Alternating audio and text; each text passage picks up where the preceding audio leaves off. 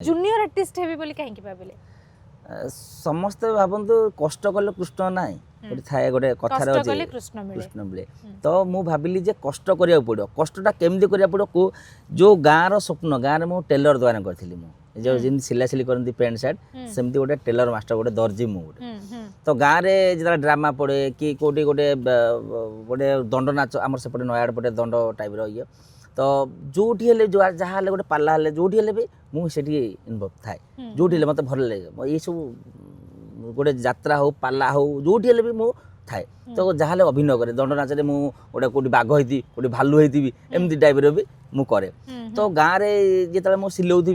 pant shirt सिलौथी गाँव सांगसाथी मैंने कहते अरे मानस तू जाऊन भुवनेश्वर पड़ा तू जा फिल्म रे रोल करे तापर मु सदाबले मत भारी भल लगे आर्टिस्ट मानक माने विजयमान सार हो उत्तमान सार हो विदास सार हो ये सब तो सब चली गलानी गुरु मैंने सब मोर कौन सिद्धांत महाबा सार हो अनुभव भाई हो आमर अरिंदम भाई कि बाबूसान ये सब जो अच्छा सदा मन भावी राति शोथी हाँ मुझे भुवनेश्वर अच्छी गाड़ी मोटर चलती सुटिंग चलती मु गोटे हिरो ना गोटे ना जो